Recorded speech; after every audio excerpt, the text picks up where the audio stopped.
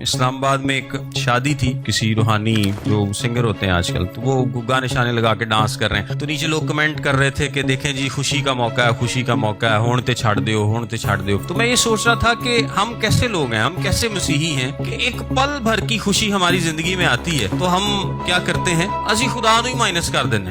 خدا نے ہماری خوشی کی خاطر نہ صرف اپنے بیٹے کو قربان کیا بلکہ اپنے روح کو بھیجا جو قبر تک ہمیں گائیڈ کرتا ہے۔ خدا کی سب سے بڑی خوشی کیا ہے جب گنہگار کیا ہوتا ہے، نجات پاتا ہے۔ آپ جب توبہ کرتے ہیں باپ بہت خوش ہوتا ہے، اس لیے کہ اس نے اپنے بیٹے کی قربانی آپ کے لیے دی تھی، اور بیٹے کی قربانی آپ کے لیے دینے کا مطلب یہ ہے کہ آپ نجات پائیں۔ اور جب آپ کے پاس موقع آئے تو تسی نکیاں خوشیاں لی، اور نکیاں خوشیاں میں اس لیے کہہ رہا ہوں کہ مہدی ہے نا تو کی 2-3 گھنٹے چ موکی جانی، کی خیال ہے؟ تسی بھی پھر ہوتے تو باقی سارے بھی ہوتے۔ چھوٹی چھوٹی پل بھر کی خوشیوں میں ہم سب سے پہلے کس کو مائنس کرتے ہیں؟ خدا کو مائنس کرتے ہیں۔ اگر ہم خدا کی حضوری میں گانے لگا کے ڈانس نہیں کر سکتے تو اس کا مطلب ہے کہ یہ کام باپ کو پسند نہیں ہے، اور آپ کو بھی پتا ہے کہ یہ کام باپ کو پسند نہیں ہے۔ تسی کہتے یار 2 گھٹ لا لیے، پی لیے، ڈانس کر لیے، یہ کہا خوشیاں نے نا، خوشیاں منانیاں نے، اب بڑے دن تو دیکھنا سائیاں نہ ہونا کی اگے جا کے۔ تو آپ اپنی خوشیوں میں باپ کو ہی مائنس کر دیتے ہیں جس نے آپ کی خوشی کے لیے اپنے بیٹے کو قربان کیا تھا۔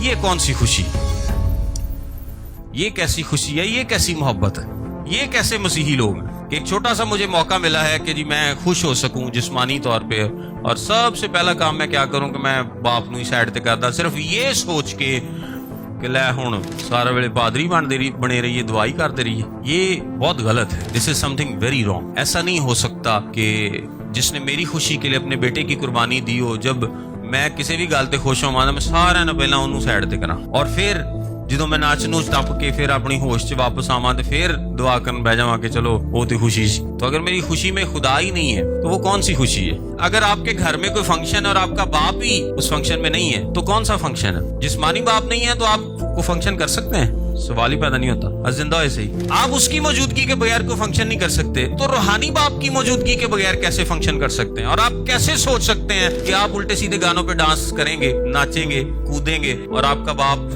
خوش ہو رہا ہوگا دیکھ کے؟ میں صرف اتنا کہوں گا کہ خوشی وہ کریں، یہ سوچ کے کریں کہ میرا باپ نہ صرف میری خوشی میں خوش ہے بلکہ میرے خوشی منانے کے طریقے میں بھی خوش ہے۔ اور اگر ایسا نہیں ہے تو اس کا مطلب ہے کہ میری خوشی میں کچھ گڑبڑ ہے، اور میری خوشی پھر باپ کے ساتھ نہیں جڑی، میری خوشی کہیں اور جڑی ہے۔